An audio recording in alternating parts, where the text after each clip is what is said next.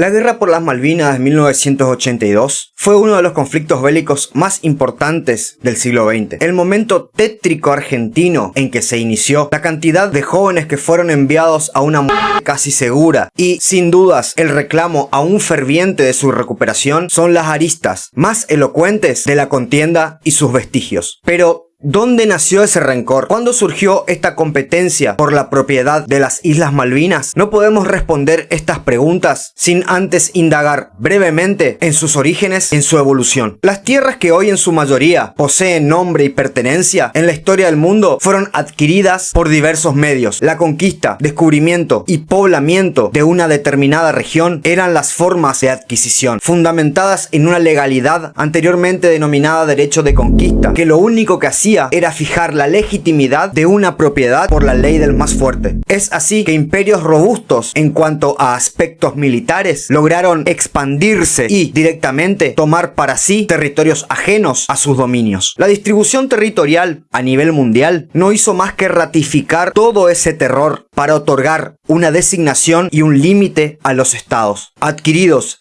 en su mayoría, si no es todos, por el uso de la fuerza y de la muerte. Con las Islas Malvinas, como así también con las denominadas Islas Georgias del Sur e Islas Sandwich del Sur, que no suelen ser mencionadas y casi nadie conoce su ubicación, pasó exactamente lo relatado previamente. Tanto Inglaterra como Argentina se adjudican su descubrimiento, así que, a grandes rasgos, analicemos la disputa histórica sobre estas islas, separando el análisis en tres partes: descubrimientos, conquistas y derechos invocados por cada país.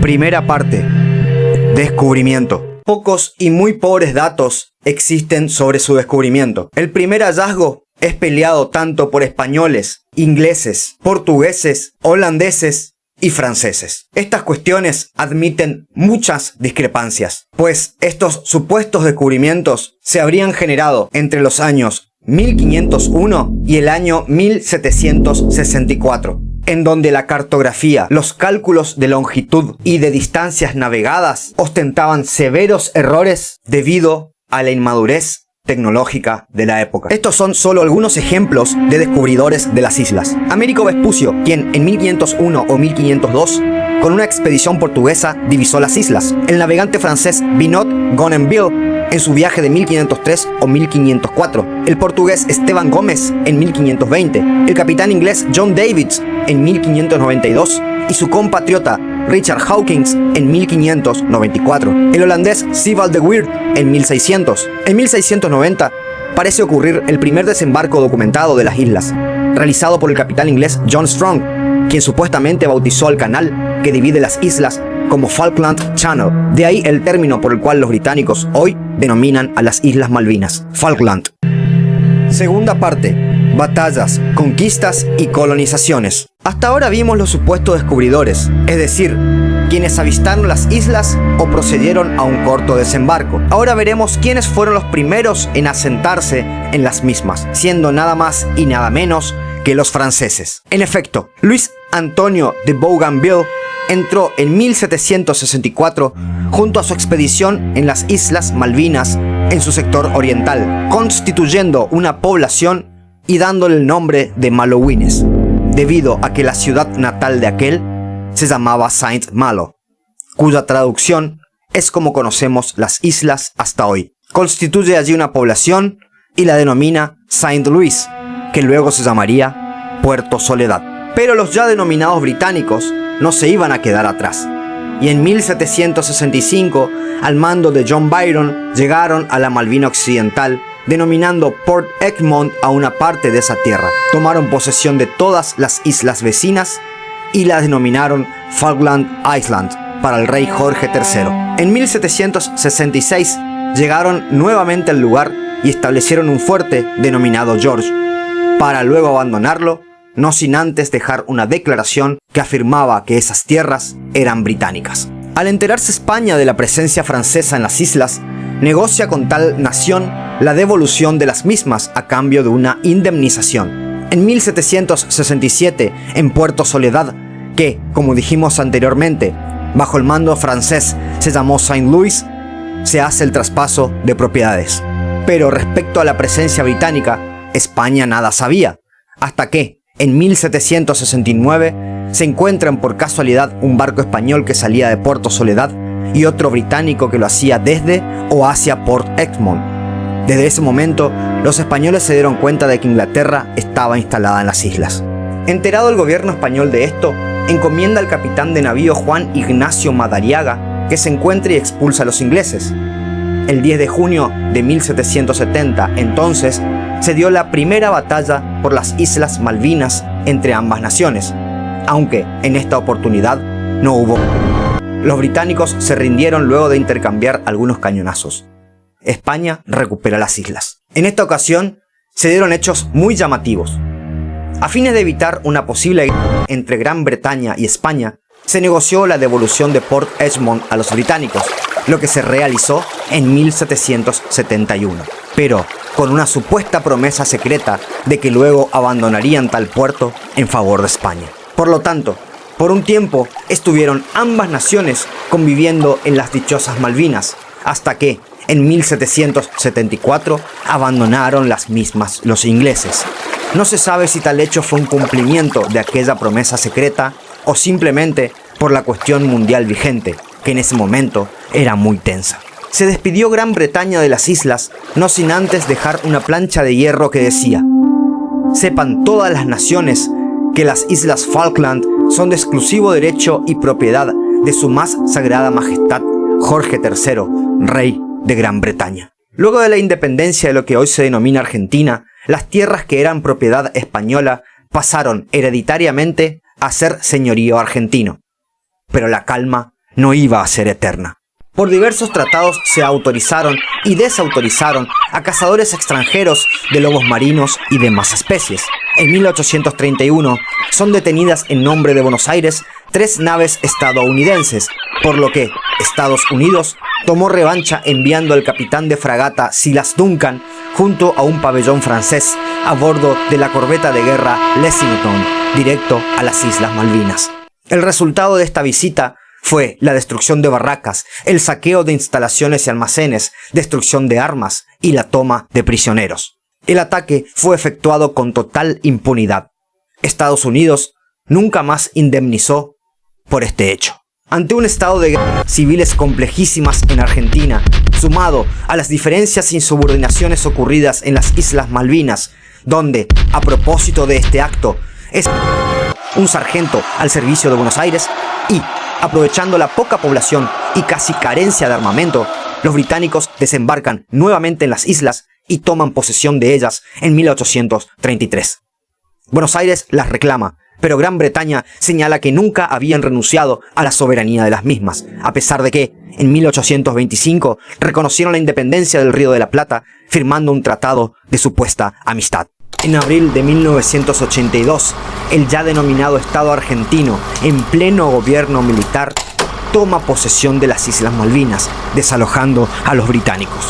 La respuesta de estos no se hizo esperar, y Gran Bretaña, con una fuerza muy superior, vence en menos de 3 meses. Si quieren venir, que vengan, les presentaremos batalla.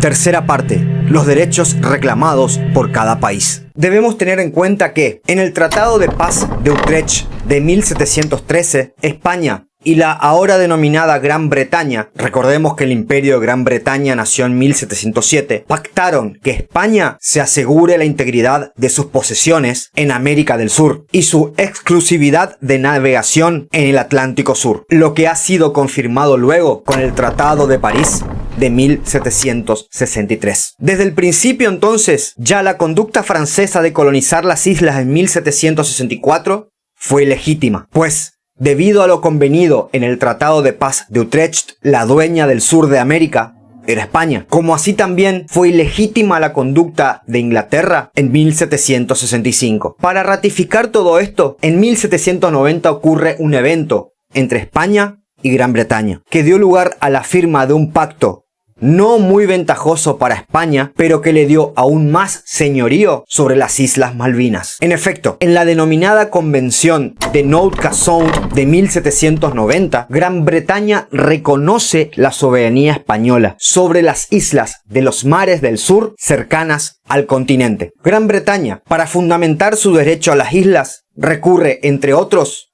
a la ocupación efectiva de las mismas, al principio del descubrimiento, al principio de autodeterminación de los pueblos y a la prescripción, es decir, a la adquisición de propiedad por el transcurso del tiempo. Según un informe de la Universidad Rey Juan Carlos de España, los británicos comenzaron apoyándose en el principio del descubrimiento y, ante la falta de pruebas documentales, recurrieron al principio de prescripción, luego al derecho de legítima defensa en 1982 y en la actualidad optan por el principio de la autodeterminación de los pueblos. Argentina fundamenta su derecho, entre otros, en el principio de integridad territorial y en lo acordado en la Convención de Nogent-Casson de 1790, donde Gran Bretaña reconoce la soberanía española en las costas de América e islas adyacentes, como vimos anteriormente. Analicemos sucintamente cada uno de estos fundamentos. A.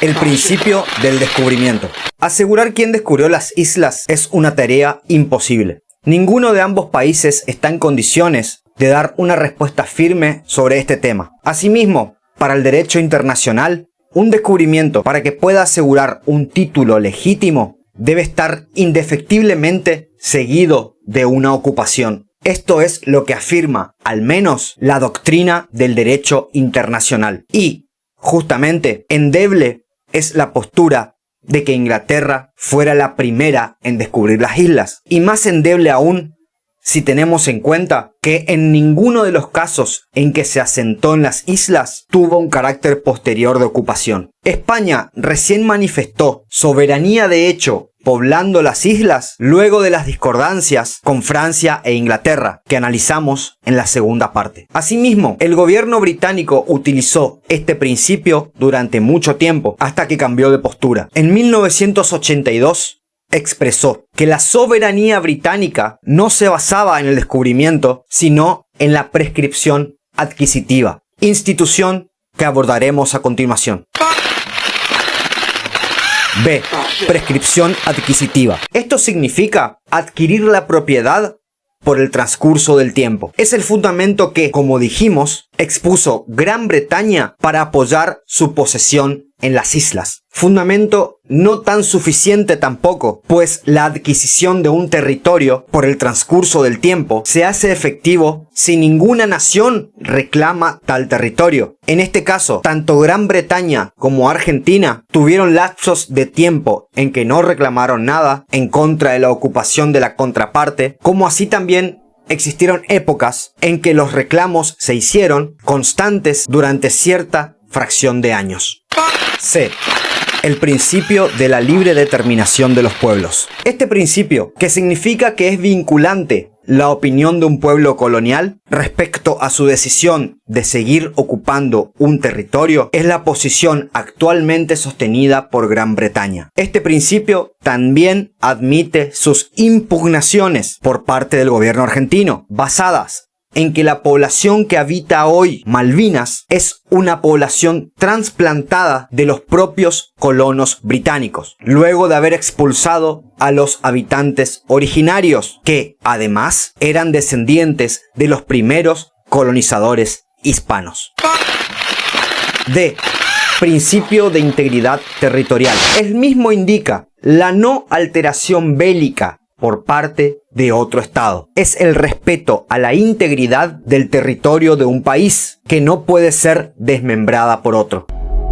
Conclusiones. Gran Bretaña, cuyos gobiernos siempre apuntaron al dominio del mundo y por lo cual no es casualidad que los señoríos de la misma ocupen puntos estratégicos del globo terrestre, ostenta un poderío militar y nuclear excedentemente superior a la Argentina, por lo que cualquier planteo o refutación jurídica sobre la propiedad de las Islas Malvinas resultaría irrelevante. No por nada las potencias del mundo de hoy en día presumen un poderío militar exuberante. ¿Tiene razón jurídica Argentina? El reconocimiento de Gran Bretaña en los tratados firmados por ambas potencias, el plazo sin reclamar por parte de la potencia europea desde 1700 hasta 1833, los reclamos incesantes de Argentina luego de 1833. Todo esto y más fueron los planteos efectuados, pero ninguna organización mundial movería un solo dedo para expulsar una potencia bélica como lo es Gran Bretaña. Si fuera al revés, no habría inconvenientes. El poder vence cualquier obstáculo.